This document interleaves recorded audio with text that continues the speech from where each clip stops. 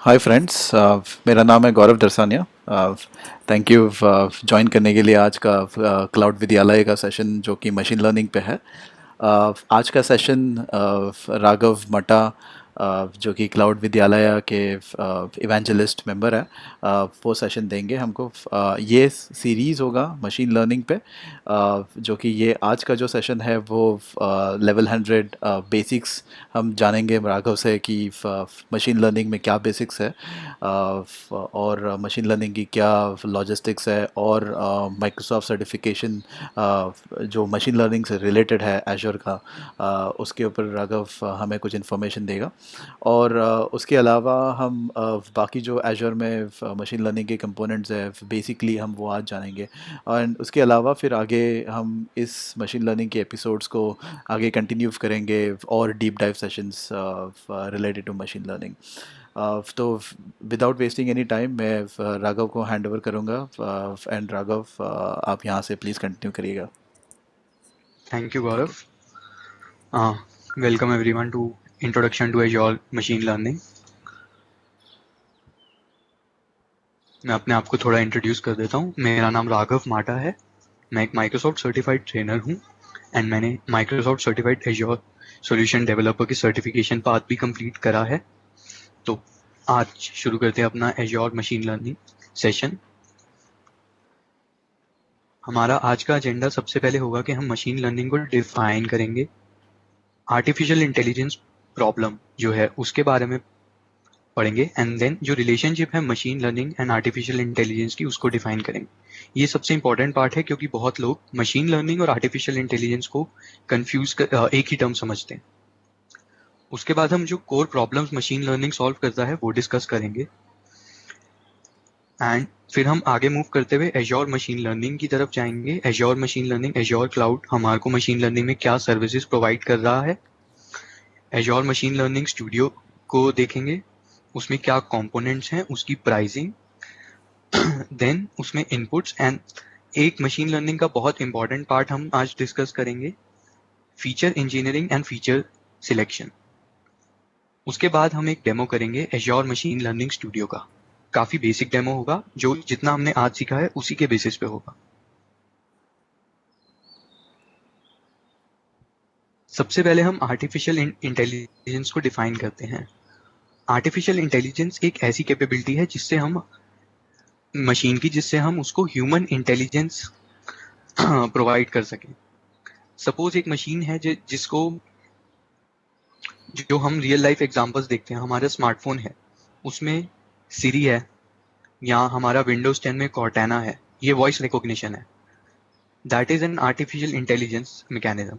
अगर हमारा फेसबुक पे हम फोटो अपलोड करते हैं तो हमें वो टैग सजेस्ट करता है, that is also part of artificial intelligence. हम इससे पहले आगे बढ़ें, आर्टिफिशियल इंटेलिजेंस को समझने के लिए हमें उससे पहले इंटेलिजेंस को समझना होगा। एक छोटी सी एक्सरसाइज मैं आप सबके साथ करना चाहता हूँ। अगर आप चैट पे रिप्लाई कर पाए तो बहुत सही होगा। एक सिंपल क्वेश्चन है कि इक्वेटर सबको पता है, इक्वेटर अफ्रीका में कितनी कंट्रीज से पास करता है? अगर किसी को आंसर पता है तो प्लीज चैट में लिखते। जस्ट 5 सेकेंड्स की का है, अगर नहीं भी पता तो कोई नहीं।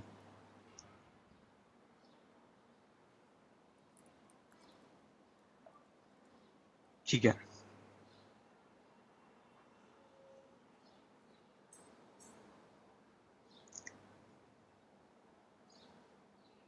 ओके। तो ये हमारी एआई प्रॉब्लम थी। अब आप बताएं, जो मैं सेम क्वेश्चन आपसे पूछा था कि इक्वेटर अफ्रीका कॉन्टिनेंट में कितनी कंट्रीज से पास करता है?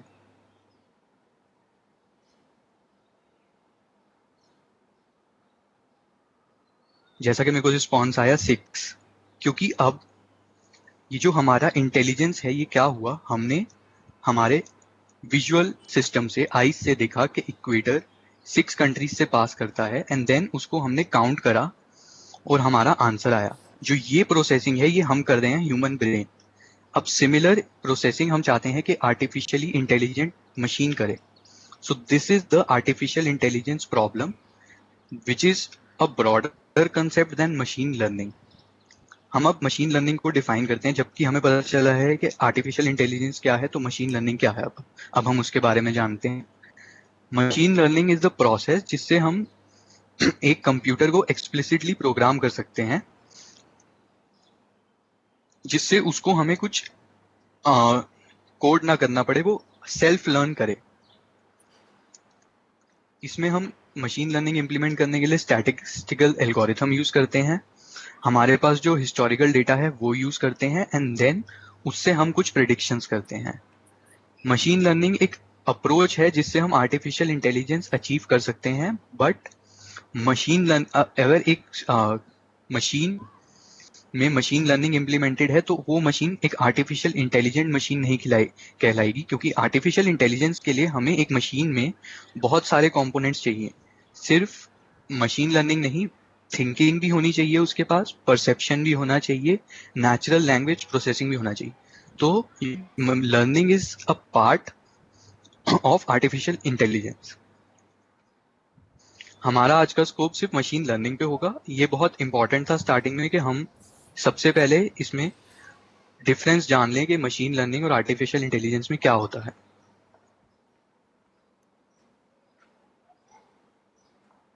ये एक और रिलेशनशिप है जिसमें हम देख सकते हैं कि artificial intelligence is a very broad concept of which machine learning is a part. And आजकल आपने देखा होगा कि डीप लर्निंग काफी टर्म आ रहा है, एंड गूगल ने भी अपना डीप लर्निंग इंजन लॉन्च करा है, एंड काफी क्लाउड सर्विस प्रोवाइडर्स भी इस पे कर रहे हैं काम। तो deep learning is again a part of machine learning. Deep learning भी हमारे आज के सेशन के स्कोप में नहीं है, तो हम अब आगे मशीन लर्निंग पे ही फोकस करते हैं। मशीन लर्निंग यूज करके हम डिफरेंट मॉडल्स बना सकते हैं जिनसे हम कुछ वैल्यूज प्रिडिक्ट कर सकते हैं, और ये मॉडल्स अलग अलग सिनेरियोज के लिए हो सकते हैं, और इनमें अलग टाइप के एल्गोरिथम्स भी यूज हो सकते हैं। एक एग्जांपल लेते हैं, जैसे हमको एक हाउस का कॉस्ट प्रिडिक्ट करना है, और हमारे पास हिस्टोरिकल डेटा है हाउस के प्राइस का और उसके लेंथ का, और मतलब जो एरिया है उसके लेंथ ब्रेथ का एंड लोकेशन का भी हो सकता है, एंड देन उस बेसिस पे हम अपना मशीन लर्निंग का एल्गोरिथम अप्लाई करके हाउस का प्राइस प्रिडिक्ट करेंगे। तो और भी ऐसे सिनेरियोज हैं जो हम अभी आगे डिस्कस करेंगे। मशीन लर्निंग को प्रोवाइड करते हैं काफी क्लाउड सर्विस प्रोवाइडर्स, अब मशीन लर्निंग के लिए प्रोवाइड कर रहे हैं platform. Azure machine learning studio पे आज हम डेमो करेंगे ही। देन आईबीएम का वॉटसन है, Amazon का भी मशीन लर्निंग प्लेटफॉर्म है, and Google cloud machine learning भी है।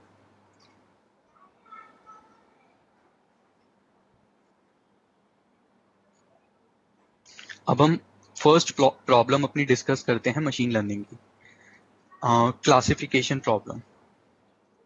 अगर हमारे पास कोई प्रॉब्लम है जिसका आंसर यस या नो में होगा या ट्रू या फॉल्स में होगा, मतलब हमारे पास हमें कुछ अपने डेटा से आंसर निकालना है और उसका आंसर या तो पॉजिटिव होगा या नेगेटिव होगा, उसे हम किसी 3 वेरिएबल्स का भी हो सकता है, जैसे उसका आंसर ए होगा, बी होगा या सी होगा, तो हम उसको एक क्लासिफिकेशन प्रॉब्लम कहेंगे, जिसमें हम अपने गिवन डेटा को क्लासिफाई करते हैं सब क्लासेस में डिपेंडिंग अपॉन हमारा जो डिजायर्ड आउटपुट हो। क्लासिफिकेशन प्रॉब्लम के अंदर भी बहुत सारे एग्जाम्पल्स होते हैं, जैसे हमारे पास एक स्टूडेंट्स का डेटाबेस है और हमें उसमें प्रिडिक्ट करना है कि स्टूडेंट पास होगा या फेल होगा, then it is a binary classification. And then multi variable classification में हमें कुछ मल्टी क्लास क्लासिफिकेशन में 3 वेरिएबल पे प्रिडिक्ट करना है कि हमारे पास एक सेट ऑफ स्ट्रक्चर्स हैं, हमें उनकी शेप प्रिडिक्ट करनी है कि वो सर्कल होगा, ट्राइंगल होगा या स्क्वायर होगा। These are a type of classification problems.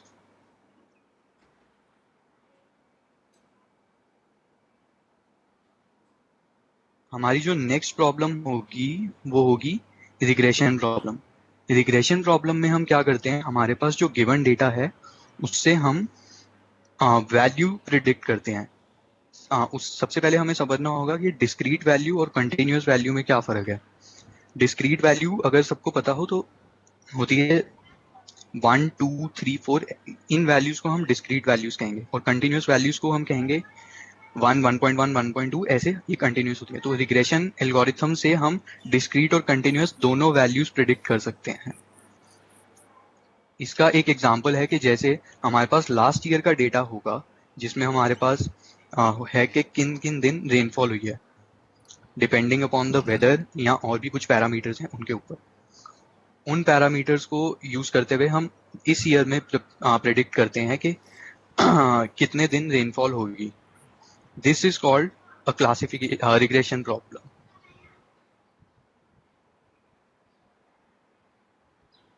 और इसमें हमारे पास बहुत सारे एल्गोरिथम्स हैं जैसे linear regression, logistic regression, polynomial regression. इन एल्गोरिथम्स को हम सुपरवाइज्ड लर्निंग एल्गोरिथम में भी कहते हैं क्योंकि ये इसमें हम अपना जो डेटा है वो ट्रेन करते हैं depending upon the historical data.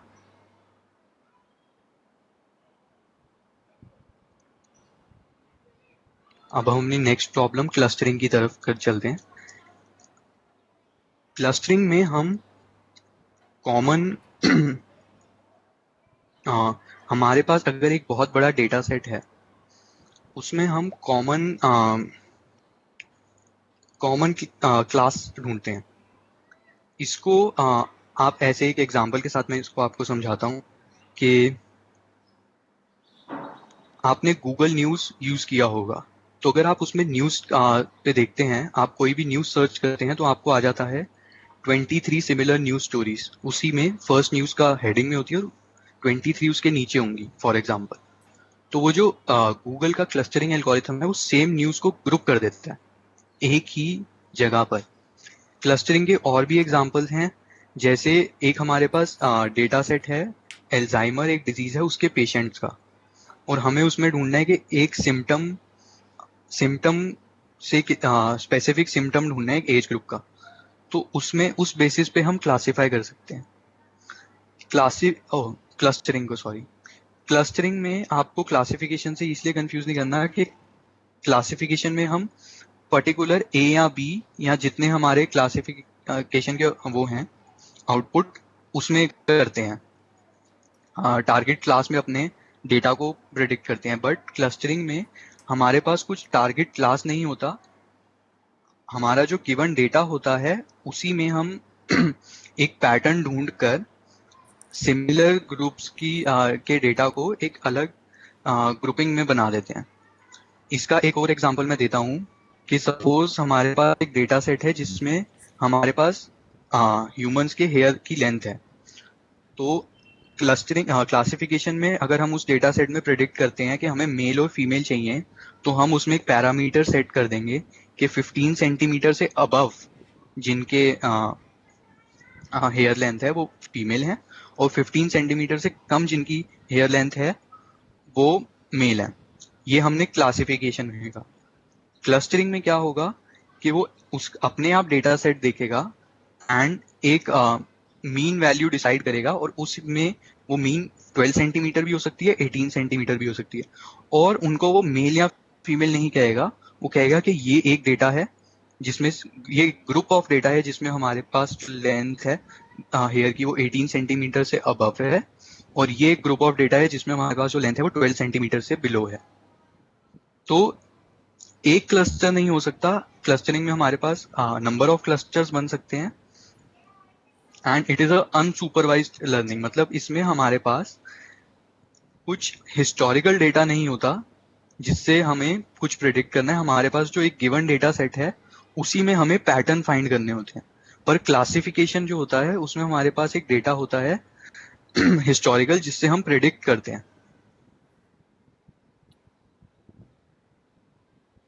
हमारी अगली core problem of machine learning है रिकमेंडेशन।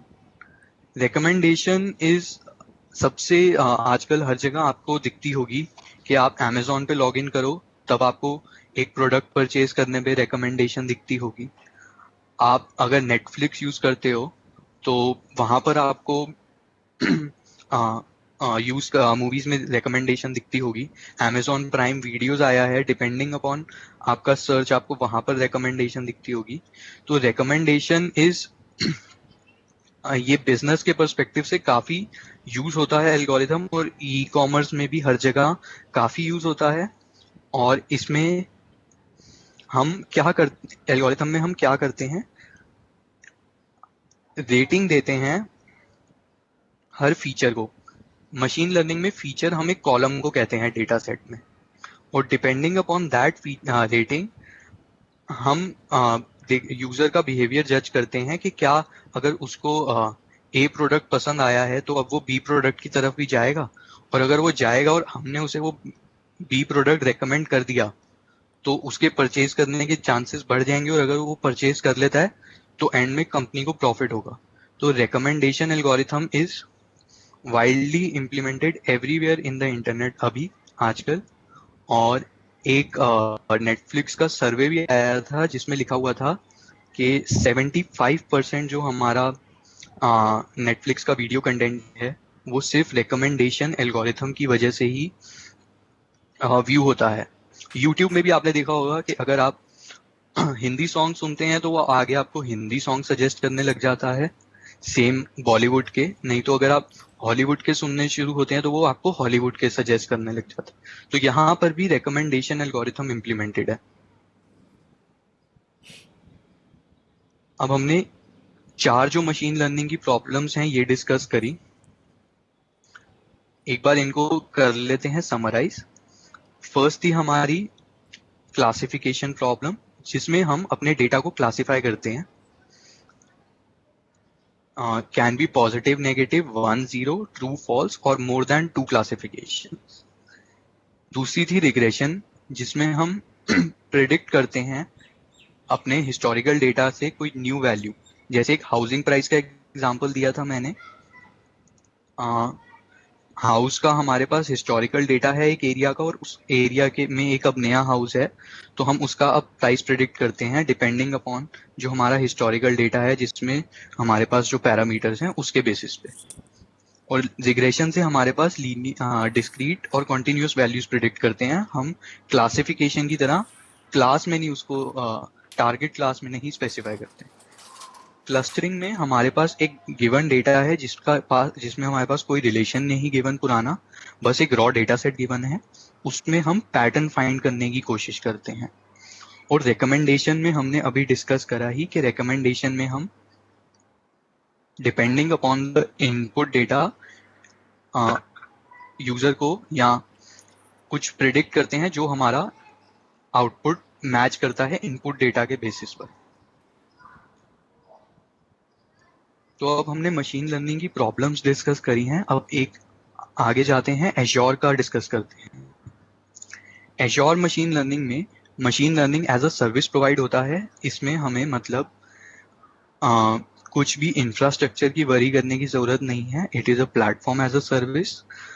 इनफैक्ट हमें एल्गोरिथम्स कोड करने की भी जरूरत नहीं है, हमें एल्गोरिथम्स की अंडरस्टैंडिंग होनी चाहिए, and we can just drag and drop approach से एल्गोरिथम्स इम्प्लीमेंट कर सकते हैं। एंड एक बार हम मशीन लर्निंग स्टूडियो में एल्गोरिथम्स इम्प्लीमेंट कर दें और अपना वर्कफ्लो एक्सपेरिमेंट बना दें, तो हम उसको पब्लिश भी कर सकते हैं एज अ वेब सर्विस। और उसको वेब सर्विस के से पब्लिश करने के बाद हम उसको अपनी ऐप में भी इंक्लूड कर सकते हैं, या एंड यूजर के लिए उसको अवेलेबल भी कर सकते हो एंड पॉइंट के थ्रू ही।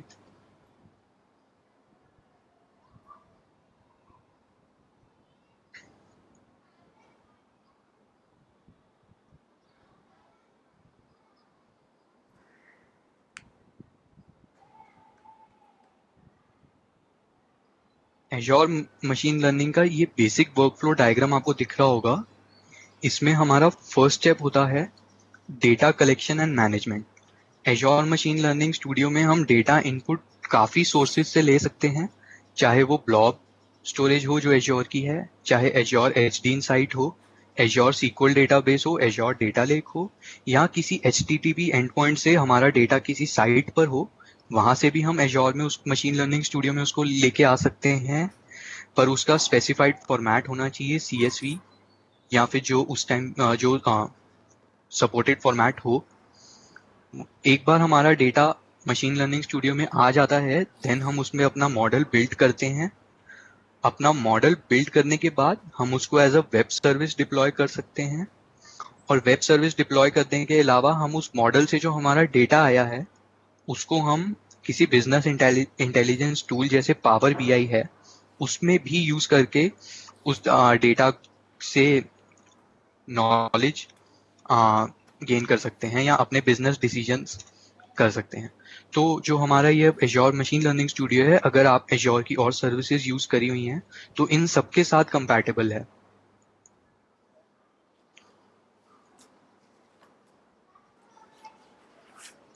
ये एज्योर मशीन लर्निंग स्टूडियो की प्राइसिंग है। एक सबसे बड़ा ड्रॉबैक क्लाउड में होता है कि हम सबको या तो सब्सक्रिप्शन चाहिए होता है या हमारे पास क्रेडिट नहीं होता क्लाउड में। तो एज्योर मशीन लर्निंग स्टूडियो का सबसे बड़ा फायदा यही है यहाँ पर कि आपको यहाँ पर 8 आवर का ट्रायल मिलता है, जिसमें आप जो बिना अकाउंट बनाए माइक्रोसॉफ्ट का इसको यूज कर सकते हैं। अगर आप अकाउंट क्रिएट करते भी हैं माइक्रोसॉफ्ट का, तब भी आपको माइक्रोसॉफ्ट चार्ज नहीं करता, आपको एक फ्री वर्क स्पेस प्रोवाइड करता है जिसमें आपके पास सिर्फ 10 GB स्टोरेज होती है, बट आप उस स्टोरेज में काफ़ी अपना एक्सपेरिमेंट्स बेसिक लर्निंग के लिए कर सकते हैं। एंड देन एक एंटरप्राइज ग्रेड लाइसेंस भी होता है जिसमें आपको वो एज्योर सब्सक्रिप्शन के साथ भी लिंक करता है। तो एज्योर मशीन लर्निंग स्टूडियो का यहाँ पर सबसे बड़ा फायदा यही है कि आप इसको लर्न करने के लिए आपको कोई सब्सक्रिप्शन नहीं चाहिए होगी स्टार्टिंग में, और कहीं कुछ पे नहीं करना होगा। ये एक एज्योर मशीन लर्निंग स्टूडियो का स्क्रीनशॉट है। इसमें आप देख सकते हैं कि एज अ फ्लो चार्ट पूरा मॉडल इम्प्लीमेंटेड है। हम ऐसा ही आज कुछ एक मॉडल इम्प्लीमेंट करेंगे। लेफ्ट साइड में आप देखेंगे कि ये मॉड्यूल्स इम्प्लीमेंटेड हैं। ये एज्योर मशीन लर्निंग स्टूडियो के कंपोनेंट्स हैं। ये मॉड्यूल्स हम अब डिस्कस करेंगे।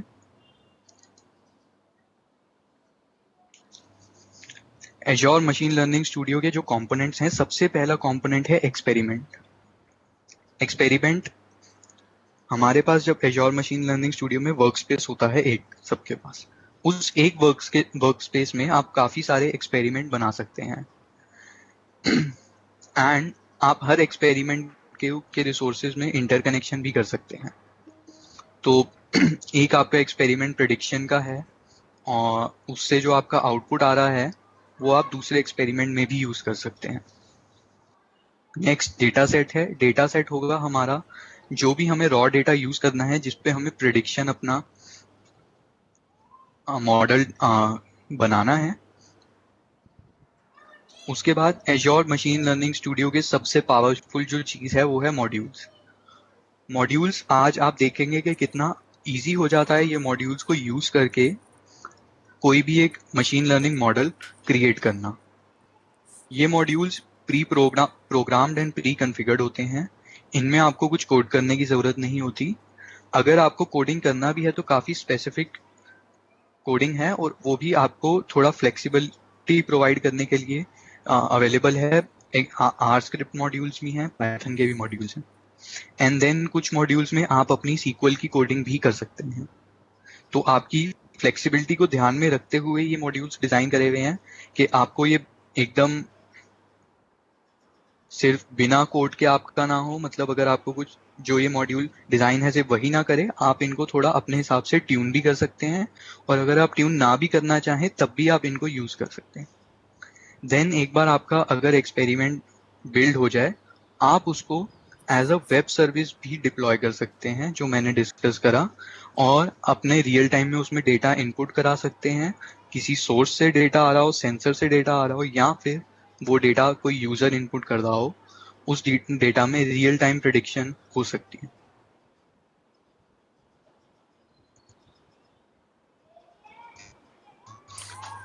Feature engineering and selection. सबसे पहले फीचर डिस्कस करेंगे। फीचर हमने अगर डेटा पे काम करा हो तो हमने कॉलम्स देखे होते हैं।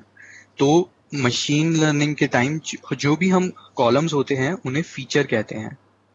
अगर हमारे पास एक एम्प्लॉय डेटाबेस है तो उसमें जो नेम है, एज है, डेजिग्नेशन है, एड्रेस है, ये सब एक एक फीचर हुए। नेम एक फीचर हुआ, एज एक फीचर हुआ, डेजिग्नेशन एक फीचर हुआ, एड्रेस एक फीचर हुआ। तो कॉलम्स को हम फीचर कहते हैं। कोई भी डेटा सेट जब हमारे पास आता है, सबसे पहले हमें उसमें प्री प्रोसेसिंग करनी होती है, और उसके बाद जो सबसे मेन स्टेप होता है फीचर इंजीनियरिंग एंड सिलेक्शन का होता है, कि अगर हमने करेक्ट फीचर सिलेक्ट करे हैं अपने मॉडल में, तभी वो मॉडल एक सक्सेसफुल प्रेडिक्शन कर पाएगा। या अगर हमने बहुत ज़्यादा फीचर्स भी सिलेक्ट कर लिए हैं, तब भी वो तब भी वो अच्छी प्रेडिक्शन नहीं कर पाएगा। तो हमें एक बीच का चूज करना होता है वैल्यू। जैसे जैसे हम प्रैक्टिस करते हैं डेटा साइंस ट्रैक में, हमें पता चल जाता है कि इस एल्गोरिथम के साथ इतने फीचर्स यूज करें अगर हमें कुछ ऐसी प्रेडिक्शन करनी है तो। उस इसके लिए भी हमारे पास है कि एज्योर में हमें वो एक इवैल्यूएट मॉड्यूल करके कंपोनेंट देता है, जो आज हम यूज भी करेंगे, जिसमें हम देखेंगे कि जो हमने मॉडल इम्प्लीमेंट करा है वो कितनी सही प्रेडिक्शन कर रहा है और कितनी नहीं कर रहा। हमने फीचर्स डिस्कस करे, अब फीचर इंजीनियरिंग करते हैं। फीचर इंजीनियरिंग होता है कि process of creating additional features. अगर हमारे पास एक हाउसिंग डेटाबेस है जिसमें हमारे पास हाउस की लोकेशन है, उसकी लेंथ है और उसकी ब्रेथ है, तो अगर हमने उस पर फीचर इंजीनियरिंग करनी है तो हम उसमें हाउस का एरिया ऐड कर देते हैं, जिसमें हमने लेंथ और ब्रेथ को मल्टीप्लाई करके एरिया वहां पर बना लिया। इस प्रोसेस को हम कहेंगे फीचर इंजीनियरिंग। और फीचर सिलेक्शन कहेंगे, एक हमारे पास हाउसिंग का डेटाबेस है जिसमें हमारे पास लोकेशन है, हाउस का एरिया भी गिवन है इस बार, और लेंथ और ब्रेथ है। तो अब हमारे पास जब लेंथ और ब्रेथ गिवन होगी, तो एरिया गिवन होगा, तो हमें लेंथ और ब्रेथ की जरूरत ना हो, तो हम उसका फीचर सिलेक्शन में करके सिर्फ अपना हाउसिंग लोकेशन और एरिया को आगे ले जा सकते हैं अपने एल्गोरिथम में।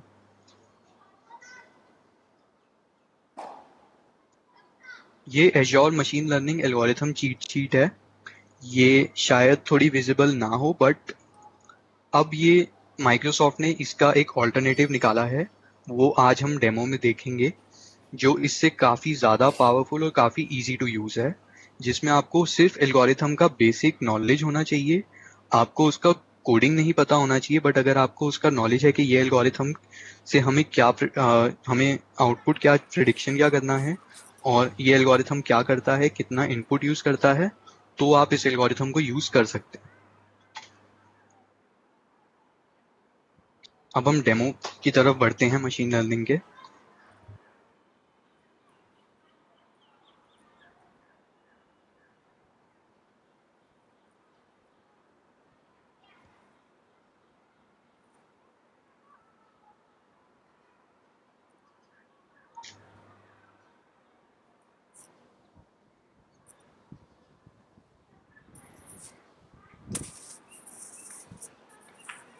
क्या आपको मेरा स्क्रीन विजिबल है?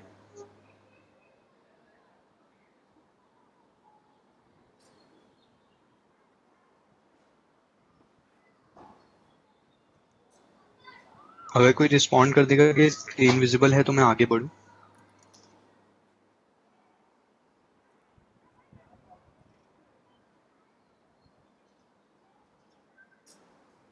Thank you. यस, तो ये हमारा Microsoft azure machine learning studio है। इसमें मेरे पास ऑलरेडी मेरा अकाउंट है माइक्रोसॉफ्ट का, तो मैं उससे साइन इन करता हूँ।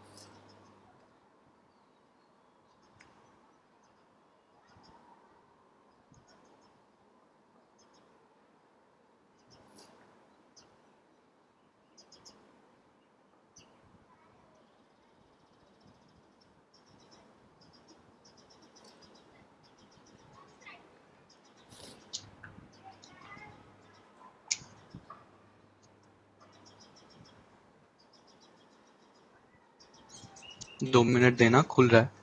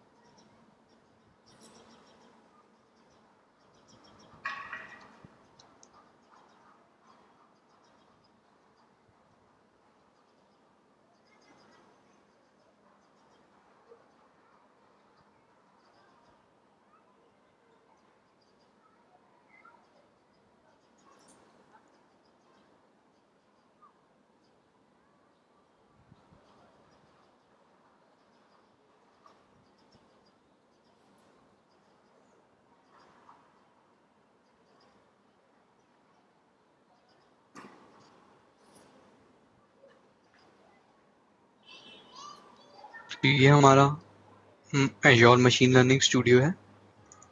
इसमें मैं एक्सपेरिमेंट्स में हूँ अभी। सबसे पहले हमें जैसे डिस्कस किया था एक न्यू एक्सपेरिमेंट बनाना होगा। मैंने यहाँ न्यू पे क्लिक करा एंड एक ब्लैंक एक्सपेरिमेंट बना। आप यहाँ पर देख सकते हैं कि कुछ प्री बिल्ट एक्सपेरिमेंट भी हैं जो आप यूज़ कर सकते हैं गैलरीज में। बहुत सारे आपको ऐसे ऑप्शन मिलेंगे जिसमें काफ़ी चीज़ें ऑलरेडी इम्प्लीमेंटेड हैं और जो बहुत सारी एज़्योर सर्विसेज को यूज़ कर देंगे। पर सबसे पहले आज हम एक बेसिक एक्सपेरिमेंट से शुरू करेंगे।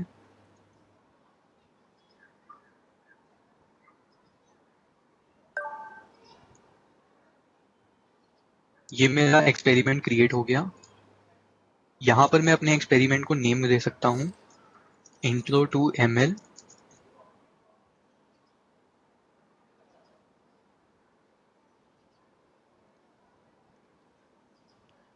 नीचे से आप सेव पे क्लिक कर सकते हैं और ये आप देखेंगे कि ड्रैग एंड ड्रॉप अप्रोच है।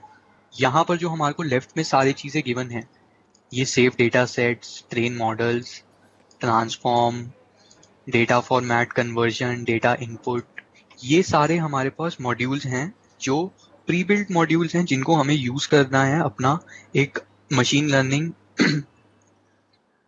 मॉडल बनाने के लिए। तो सबसे पहले हम सैम्पल डेटाबेस एक यूज़ करते हैं। ये ऑटोमोबाइल प्राइस डेटा है, मैं इसको ड्रैग करता हूँ। सबसे पहले कोई भी हम डेटाबेस ड्रैग यूज़ करें, उसको हमें विजुअलाइज कर लेना चाहिए।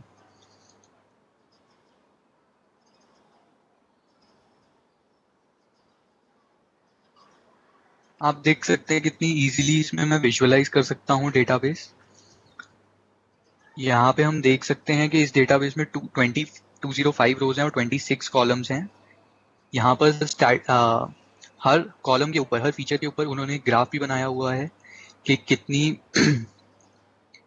कितना अकरेंस है उस आइटम की।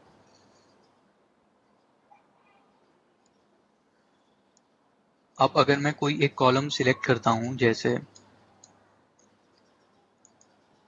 नॉर्मलाइज्ड लॉसेस, तो यहाँ पर उसके स्टैटिस्टिक्स भी देख सकता हूँ कि उसमें मीन क्या है, मीडियन क्या है, वो फीचर टाइप क्या है। जो हम जैसे डिस्कस कर रहे थे कि इन्हें फीचर कहते हैं, तो यहाँ पर इस कॉलम का फीचर टाइप लिखा हुआ है कि ये न्यूमेरिक फीचर है। मैं फ्यूल टाइप को अगर चूज करता हूँ तो उसका फीचर टाइप स्ट्रिंग फीचर है। यहाँ पे हमें ये भी बताता है कि कितनी इसमें यूनिक वैल्यूज है। जैसे इसमें 2 यूनिक वैल्यूज बताई गई हैं और इसमें 0 मिसिंग वैल्यूज हैं। जैसे हम सिंबलिंग में जाता हूँ तो इसमें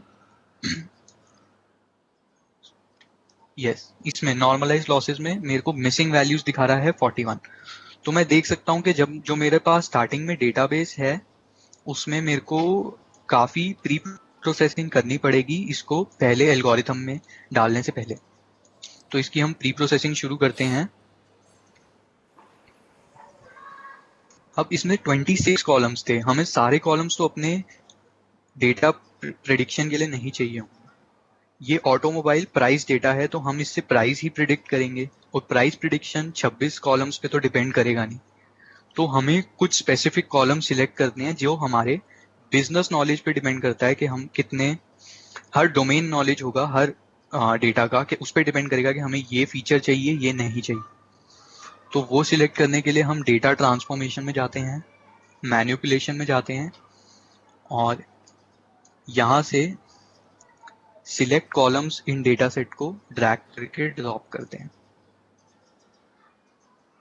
यहाँ फिर हमें अपने जो रॉ डेटा है उसका इनपुट इससे अटैच करना होगा।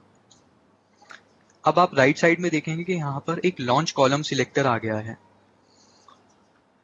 और उससे पहले यहाँ पर एक एक्सक्लेमेशन एरर मार्क आया हुआ है कि वैल्यू रिक्वायर्ड।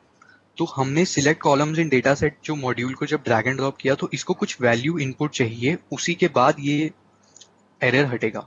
तो वो वैल्यू इसको लॉन्च कॉलम सिलेक्टर से मिलेगी। तो हम लॉन्च कॉलम सिलेक्टर में जाते हैं। ये वो 26 कॉलम्स हैं जो अवेलेबल हैं। इसमें से हमें कोई भी 5 या 6 कॉलम्स हम चूज कर लेते हैं। जैसे मेक चूज कर लेते हैं, फ्यूल टाइप चूज कर लेते हैं, कितने व्हील्स हैं कार में, इंजन की लोकेशन कहाँ पे है, कार की लेंथ क्या है, कितने हॉर्स पावर की है, पीक आरपीएम क्या है, सिटी माइलेज क्या है, एंड देन प्राइस। प्राइस जो हमें प्रिडिक्ट करेंगे इस मॉडल में प्राइस। देन टिक मार्क पे क्लिक करके अब आप देखेंगे कि वो जो हमारा एरर था वो हट गया, जो वैल्यू रिक्वायर्ड का था। अब इसको हम रन करते हैं।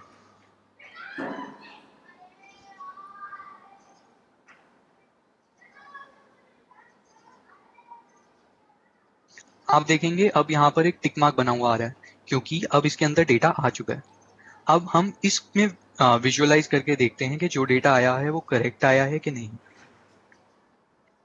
अब देखिए हमने 9 कॉलम सिलेक्ट करे थे, अब हमारे पास 9 कॉलम्स आ गए हैं और 205 रोज हैं। पर अब आप देखिए कि यहाँ पर प्राइस में 4 मिसिंग वैल्यूज हैं।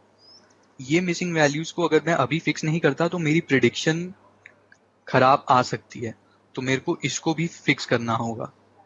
इसके लिए हमारे पास एक और मॉड्यूल यहाँ पर गिवन है,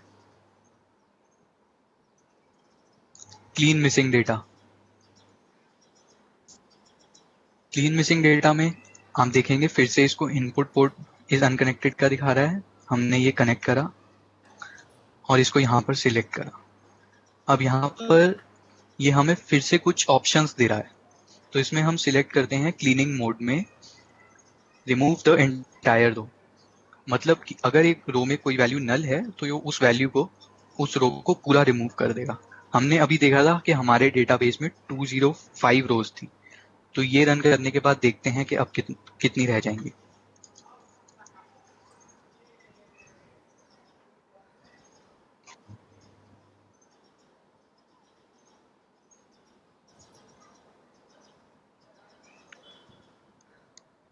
इसको फिर से विजुअलाइज करते हैं। हमारे पास 199 रोज रह गई, क्योंकि जो रोज में नल थे वो अब रोज हमारे डेटा से सेट से हट चुकी। अब हमारे पास एक डेटा सेट है जिसमें हमारे पास 9 फीचर्स हैं, जिसके बेसिस पे हमें प्राइस प्रेडिक्ट करना है और हमारे पास कोई नल वैल्यू नहीं है। तो ये तो काफी स्मॉल डेटाबेस है, पर जैसे जैसे आप डेटा साइंस का कोई बड़ा एक्सपेरिमेंट करेंगे उसमें डेटा का साइज इंक्रीज होते रहता है। आप विजुअलाइज कर सकते हैं राइट साइड में डेटा को। यहाँ पे देख सकते हैं कि मिसिंग वैल्यू सबकी 0 आ रही हैं। आप जो ग्राफ टाइप है वो भी यहाँ से चेंज कर सकते हैं। बॉक्स प्लॉट ग्राफ देख से भी कंपैरिजन हो सकता है। तो आपको डेटा विजुअलाइजेशन के काफी ऑप्शंस मशीन लर्निंग स्टूडियो में ही मिल जाते हैं, जिससे आपकी डेटा की प्री प्रोसेसिंग अच्छे से हो। अब हमारा जब डेटा रेडी हो गया तो हमें इसमें प्राइस प्रिडिक्ट करना है। तो प्राइस प्रिडिक्ट करने के लिए माइक्रोसॉफ्ट की एक वेबसाइट है जहां से वो हमें बताता है कि हमें कौन सा एल्गोरिथम यूज करना चाहिए। आपको ये साइट विजिबल होगी, इसमें है एज़्योर मशीन लर्निंग हेडिंग दिया हुआ है। इसमें ये हमसे पूछता है कि हमें क्या करना है, हमें प्रिडिक्ट करनी है वैल्यू, अनयूजुअल अकरेंस करनी है, डिस्कवर स्ट्रक्चर करना है, प्रिडिक्ट बिटवीन 2 कैटेगरीज करना है, प्रिडिक्ट बिटवीन सेवरल कैटेगरीज करना है। तो हमें अब एल्गोरिथम, हमें अब जैसे कार का प्राइसिंग करना है प्रिडिक्ट, तो हम प्रिडिक्ट वैल्यू करेंगे। प्रिडिक्ट वैल्यू में ये हमें बताएगा कि ये क्या करता है। इसमें इसने लिखा है forecast the future by estimating the relationship between variables. तो हमें यही चाहिए कि हमें हमारे जो गिवन फीचर्स हैं उनके बेसिस में जो रिलेशनशिप है प्राइस के साथ देखकर, अगर हम कोई और इनपुट दें तो उस हिसाब से वो प्राइस प्रेडिक्ट कर पाए। तो हम यहाँ पे एक्सप्लोर दिस मॉड्यूल्स पे क्लिक करते हैं। अब हमें दिखेंगे कि हमारे पास इतने सारे एल्गोरिथम के ऑप्शंस हैं। आज हम काफी बेसिक एल्गोरिथम यूज करेंगे लीनियर रिग्रेशन का। ये लीनियर रिग्रेशन यहाँ पर गिवन है, मतलब हम प्रेडिक्शन में लीनियर रिग्रेशन यूज कर सकते हैं, ऐसा माइक्रोसॉफ्ट रिकमेंड कर रहा है हम। तो हम अपने एक्सपेरिमेंट में वापस जाते हैं। यहाँ सर्च एक्सपेरिमेंट में लीनियर रिग्रेशन टाइप करते हैं और इस मॉड्यूल को यहाँ से ड्रैग कर लेते हैं। अब हमारा एल्गोरिथम है हमारे पास, हमारे पास डेटा सेट है जो रेडी है, पर हम अपना जो डेटा सेट होता है उसे एंटायरली एल्गोरिथम में फीड नहीं करते। हमें कुछ part of the data set को ट्रेन करते हैं जो एल्गोरिथम से होता है, और कुछ पार्ट ऑफ डेटा सेट को स्कोर करते हैं। वो हम देखेंगे कैसे। उसके लिए सबसे पहले हमें स्प्लिट डेटा करना पड़ेगा, तो हम स्प्लिट डेटा मॉड्यूल को करते हैं।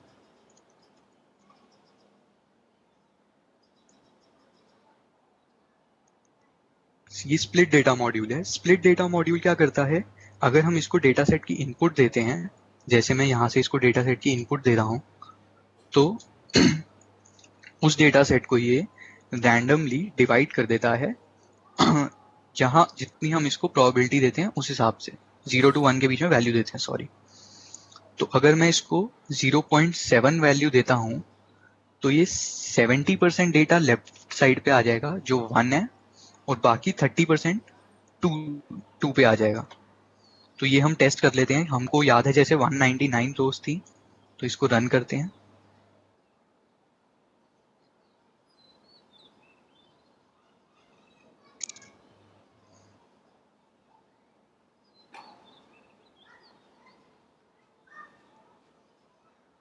ये हमारा रन कंप्लीट हो गया। इसमें हम अब विजुअलाइज करते हैं जाके। अब आप देखेंगे 139 रोज आई हैं हमारे वन साइड पे, जो एग्जैक्टली 199 का 70% है, और 2 वाली साइड पर आई हैं हमारी 60 रोज। तो टोटल हमारी 199 रोज थी, जिसको इसने 70 और 30% में डिवाइड कर दिया। ये जो डिवीजन है ये भी हमें डेटा की प्रिडिक्शन के हिसाब से करना चाहिए। ये भी हम आगे सीखेंगे कि हमें कितना परसेंट में डिवाइड करना चाहिए, और इस डिवीजन से भी हमारा काफी इफेक्ट होता है प्रिडिक्शन वैल्यू में। तो अब हमारे पास हमारा एल्गोरिथम रेडी है, हमारे पास डेटा सेट डिवाइडेड है, तो अब हम अपने मॉडल को ट्रेन कर सकते हैं। तो ट्रेन के लिए हमें ट्रेन मॉडल मॉड्यूल को सिलेक्ट करना होगा। यहाँ से मैंने ट्रेन मॉडल मॉड्यूल को सिलेक्ट करा। इसके लेफ्ट इनपुट में मैं अपना एल्गोरिथम दूंगा, और राइट इनपुट में मैं 70% ऑफ द डेटा सेट दूंगा। अब आप देखेंगे ये वैल्यू रिक्वायर्ड मांग रहा है। ये वैल्यू रिक्वायर्ड क्या मांग रहा है कि ट्रेन मॉडल हमें किस वैल्यू पे करना है। मतलब हमारे पास 9 फीचर्स हैं, हमें कौन सा फीचर प्रेडिक्ट करना है, किन 8 को हमको यूज करके 9th वाला प्रेडिक्ट करना है। तो हम फिर से यहाँ पर जाएंगे लॉन्च कॉलम सिलेक्टर, हम प्राइस चूज करेंगे। एक सेकेंड, आप इधर से भी चूज कर सकते हैं, और टिक करा, और अब इसको रन कर दिया।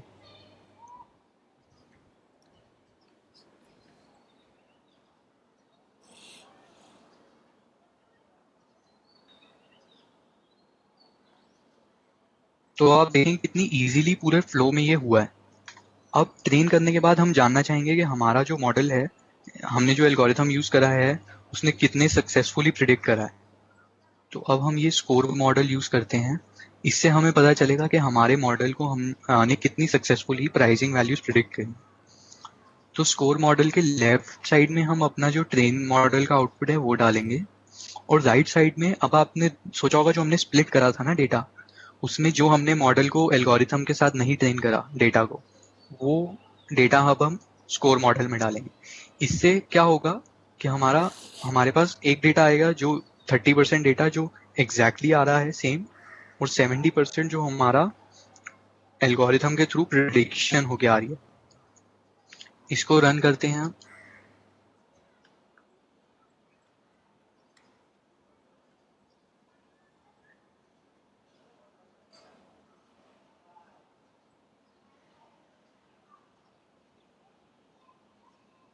अब इसको विजुअलाइज करते हैं। तो अब आप देखेंगे कि हमारा एक और कॉलम ऐड हो गया, 10 कॉलम्स हो गए, जो है स्कोर्ड लेबल्स। स्कोर्ड लेबल्स में इसने depending upon the first 8 values, हमने प्राइस सिलेक्ट करा था ट्रेन मॉडल में, प्राइस की वैल्यू उसने प्रिडिक्ट करी है। तो आप देख सकते हैं कि फर्स्ट का प्राइस डेटा सेट में 18150 था, एंड मॉडल ने प्रिडिक्ट करा है 17925।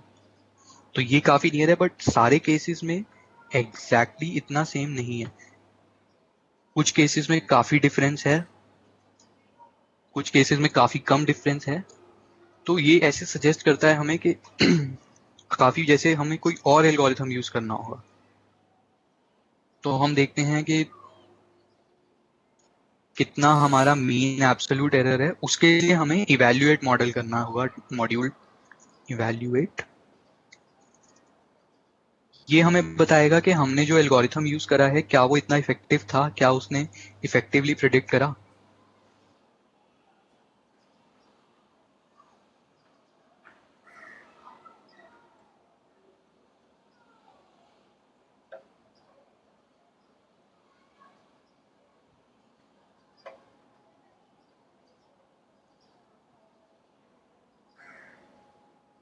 इसमें भी हम विजुअलाइज करेंगे। तो इसमें देखेंगे कि इसमें हमें कुछ इसने टर्म्स दिए हैं कि relative absolute error, relative squared error. तो ये जो हमारा कोफिशिएंट ऑफ डिटर्मिनेशन है, ये हमारा मेन होता है कि जितना क्लोज टू 1 होगा ना, उतनी हमारी प्रिडिक्शन अच्छी है। तो ये 0.90 है, मतलब 90% टाइम प्रिडिक्शन हमारी करेक्ट हुई है। वरना अब ये तो काफ़ी एक बेसिक हमारा था एल्गोरिथम। आगे आने वाले सेशंस में हम देखेंगे कि हम कैसे कैसे डिफरेंट एल्गोरिथम्स इम्प्लीमेंट कर सकते हैं, कॉम्प्लेक्स एल्गोरिथम्स। और डेटा सेट का साइज जैसे जैसे बड़ा होगा, उसमें हमें प्रोसेसिंग में और क्या क्या करना होगा। मैं पावर पॉइंट स्लाइड पे वापस शिफ्ट कर रहा हूँ, मेरे को 2 मिनट देना।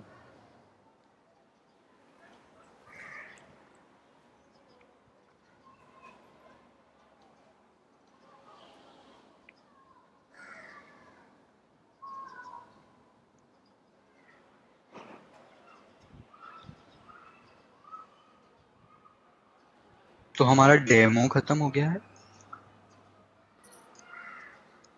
यहाँ पर मैं कुछ लिंक्स शेयर कर रहा हूँ। अगर आपको अपनी तरफ से कुछ प्रैक्टिस करना हो एज़्योर के मशीन लर्निंग का जो हमने आज सीखा है, तो आप ये लिंक्स यूज़ कर सकते हैं। इसमें आपको पता ही है जैसे कि Azure machine learning studio free है, तो आप उसमें लॉगिन करके कोई भी हैंड्स ऑन लैब्स अगर आपको ऑनलाइन मिलता है, वो आप परफॉर्म कर सकते हैं। And thank you for attending this session, and thank you Gaurav for giving me this opportunity. और अब हम नेक्स्ट सेशन में आगे और डिस्कस करेंगे कि हम इस मॉडल को एज अ वेब सर्विस कैसे डिप्लॉय करें और मॉडल्स कैसे इम्प्लीमेंट करें। Thank you everyone for joining.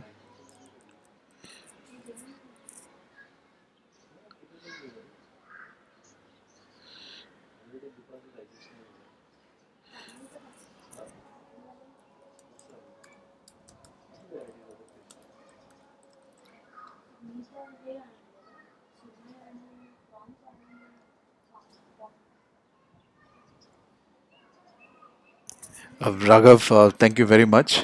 काफ़ी बढ़िया सेशन था। और आई होप जो भी आज जिन्होंने पार्टिसिपेंट्स जिन्होंने भी ज्वाइन किया है वो मशीन लर्निंग की बेसिक्स जान पाए। और जैसे हमने पहले भी कहा कि ये बेसिक्स ऑफ मशीन लर्निंग है, हम आगे और भी सेशंस करेंगे। और इन डिटेल जाएंगे, हम इन डेप्थ जाएंगे जो मशीन लर्निंग को लेकर है। Once again thank you very much Raghav आज के लिए, इस सेशन के लिए। और I hope we all enjoy a good evening. Yeah, thank you very much. अगर आपके कोई क्वेश्चंस है तो बिल्कुल आप हमारे क्लाउड विद्यालय के यूट्यूब वीडियो चैनल पे सब्सक्राइब कर सकते हो। वहाँ पे आप आपके कमेंट्स से क्वेश्चंस पूछ सकते हो, या फिर आप हमारा जो स्लैक है cloudvidyalaya.slack.com, वहाँ पे सब्सक्राइब करके आप वहाँ पे भी आपके क्वेश्चंस पोस्ट कर सकते हो। Thank you guys, thank you very much for your time. Thank you Raghav. Thank you.